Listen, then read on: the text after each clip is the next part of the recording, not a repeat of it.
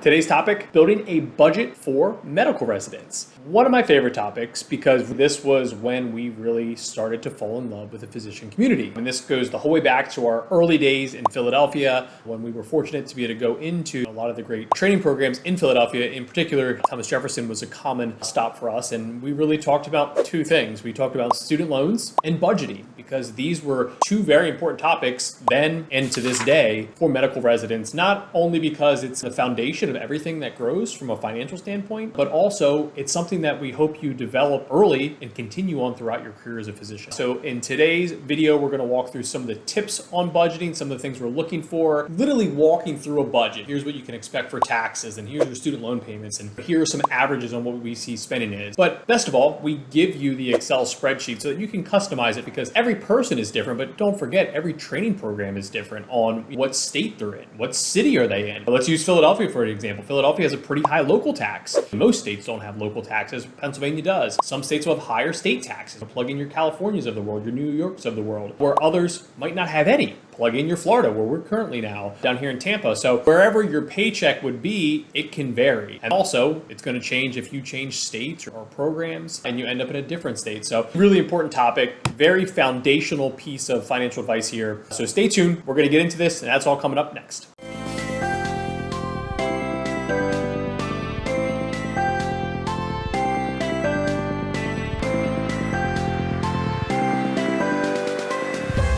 All right, so a little bit of a different vibe on this one. We're actually going to kind of walk you through the budget. So in YouTube videos of the past, right, we kind of walk you through the context of what we're using with a blog post. But for this one, while we're still using the main context from our blog post, which is in the notes below, the main benefit and most of the questions we always get is, hey, can we get that template or can we use that or at least give us something to build our own budget on? So we're going to walk through the budget and we're going to go line by line. I'll then add some more context at the end on other things that we're keeping an eye on, but I always like to start here because usually this gets it going really well from a cash flow perspective. So for this video in particular, you're going to see my eyes bounce a little bit more than usual. But if we take a look down here, this is the spreadsheet that you have access to. Go towards the bottom of the video. There's a link in there. It's yours. You can make it your own. You can update everything. So things we have listed in here. We're using the current salary of $64,000 for who we made this post, but where this topic became very popular for us was usually earlier in training, whether it's intern year, maybe second year, maybe third year. So we're going to use a salary that's closer to what we're seeing for the average there. We actually used Jefferson's. They list all their salaries online, so we actually use theirs. We round up to $64,000. So we then broke that into a monthly income. Now, some practices or some hospitals are going to pay on a bi-weekly, some pay monthly. Every now and then you see weekly. That's usually like more of a private practice thing. We don't see that too much in academic medicine, but let's just use this here and we'll use it as a monthly perspective. The first thing you notice is we got to pay Uncle Sam. So in this example here, we are actually utilizing the ADP software. So that will give us an idea of what your federal would be, what your state would be, and then if local taxes pertain to you, what they would be as well. So in this example, we're using a little bit higher here at 24.6. Remember, in this example, we are using Philadelphia, where Pennsylvania is not a very high tax state. Depends where you are, though, because California, that number could be low,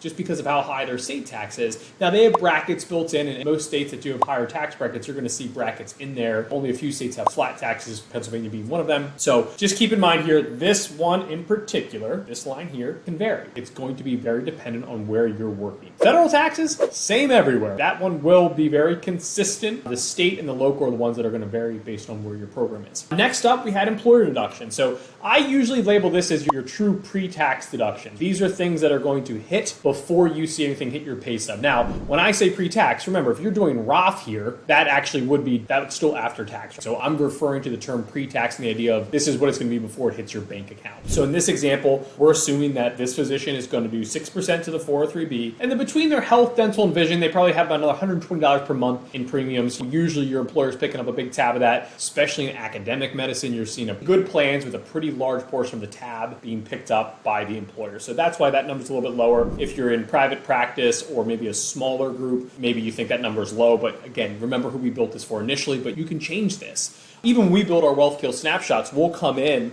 and we'll type in your actual numbers. We ask for our clients' pay stubs all the time. They probably get sick of how many times we ask for it, but there's so much good detail in there, from taxes to if you're on track. Did you add short-term disabilities or long-term disability? Do you have the FSA? Do you have an HSA? So there's just so much context inside of pay stubs and taxes. You can almost build a whole financial plan from those two alone. So when you look at it, if you're doing Roth, which could make sense. I usually say I like pre-tax if you're doing PSLF, because the lower you get your adjusted gross income, the lower your student loan payment. If you're not going for PSLF or you have no student loans, Roth could make a lot of sense here too. But again, to each their own there, that'll vary person to person. Here you have the number that hits your bank account. So that's why I always label it as pre-bank account. Here's the number that's going to hit. So in this example, let's just call it $3,300. And then we build in some assumptions, because if you're sitting there and you rent on your own, you're probably like, who in the world is paying $1,000 per month for rent? And you're probably right. Also, I come back and say we work with a lot of academic physicians. And what do you usually notice with academic institutions? They're probably in a large city, and the cost of living is probably going to be higher.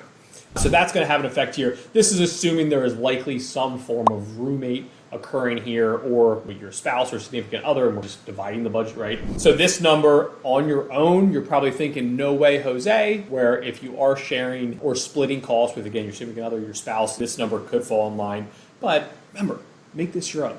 But these are the big ticket items that we see. You got utilities. I probably don't have to give you too much context. I think we make a joke in the actual blog post on, we realize a lot of people are probably sharing usernames and passwords. I don't condone that, all right? So if Netflix is watching here, I don't condone that, but we know what's happening. So utilities are in here. And now here's one where we would say, like, there's some unique parts in your budget where we think you kind of have an opportunity to get ahead. Cars are a drag on the budget. For a lot of reasons. They're a depreciating asset. If you're leasing it, obviously we're just kind of borrowing it for a little bit. If you do own it, most of the time we always say car payments almost feel like they're in perpetuity, right? They're almost forever. But if you can get into a rhythm where you don't have a car payment, or you can drive it until the wheels fall off, that's where you're going to start to get ahead. But usually we see some form of payment here. But if you can remove this auto payment and the insurance, fantastic. Again, come back to what I always say for our academic physicians. Usually in a larger city, fingers crossed, leads to better public transportation. Not the same for every city. I always think about Philadelphia, New York, Boston, DC, where you have pretty darn good public transportation, but then other cities can be pretty spaced out. Now we're down here in Tampa, not the world's best public transportation. Now, city that's still rapidly growing, so we expect to see improvements there, but it can really vary from city to city as well. Also probably depends on your family dynamic. There's an important part in there too that could also transition there. We have a student loan payment built in here, so we do build this in. We're assuming it's going to be this number. This can change too. Are you in pay? Are you in repay? Are you in IBR? Does the new repay plan come out soon and that have a big effect on things? There's going to be some movement here, but we do have what we noted here. But let's just say our goal here is to make sure that you're keeping an eye on your student loan payment. You have food in here. Maybe that's a high number. Maybe that's a low number. I'm going to say it's probably on the low side based on what inflation has done the last year,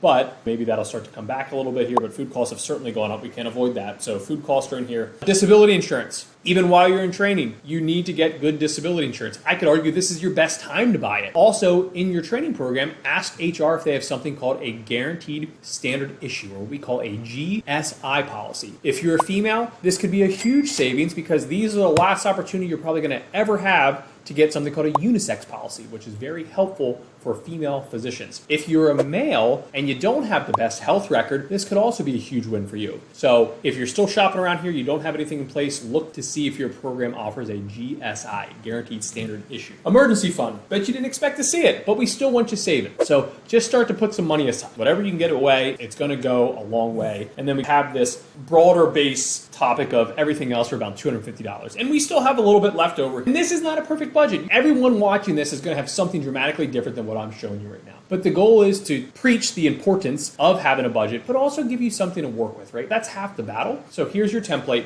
Update the numbers to make them your own. I also am a big fan of two separate budgeting softwares. You only need one of them, but these are the two that we really like. We like Tiller, which is more of your traditional budgeting. I would say think of it as like an Excel, Google Sheets type layout. And then another one that a lot of our clients like is called YNAB. So you need a budget. The reason why I don't love YNAB is because it's forward looking. To me, it just doesn't make sense with my brain. Some of our clients absolutely love it, where they're always prepaying. Oh, this month is covered, this month is covered, this month is covered. Also blends in nicely when you think of like the emergency fund topic of having 6 months of expenses. So to each their own, but two good budgeting softwares to make this a little bit easier for you. But wanted to at least give you a template. I thought it would be best to walk through the line items just to show you what you're working with here and how you can make this your own. And like I said, remember, you can download this at the bottom of the video. This is yours, make it your own. There you have it, building a budget for medical residents. This is just one of my favorite topics because it's not only vital while you're in training, but this skill set is going to really be important, not only your career, but really the rest of your life. So this is just one of those topics where if you can just start to get the foundation down, and I don't need you doing a daily pencil and paper budget. I mean, heck, we tell clients if you can get in the habit of doing this quarterly, semi-annual, you're probably doing better than most. So budgeting is just such an important skill set, and I know that not everyone loves the word budget. Heck, call it cash flow if that makes you feel a little bit better. But there's so much importance here. Utilize technology, whether it's Tiller or YNAB. Again, we'll put some show notes in there down below for using that tax calculator through ADP. We'll also have that link for the actual Excel spreadsheet that we just walked through together in there. We'll also then have the link for the blog post. The blog post, I do go into a little bit more context. So if you do want to see some more context on where are they even getting this number, or what does that number mean, or what's included here, go ahead and check out the blog post. We'll also have that link in the show notes below. So as always, thanks for hanging out with me here for the last 15 minutes or so. Now would be a great time to subscribe to the channel. If you click the little bell icon, you will also get notifications anytime we release new content. Our main goal, as you probably know if you've tuned into other videos, is we just want to help you on this journey. There's a lot of information out there. So our goal is to give you the information that you can utilize to help you on your financial journey. And as always, thanks for tuning in, and we'll catch you on the next video.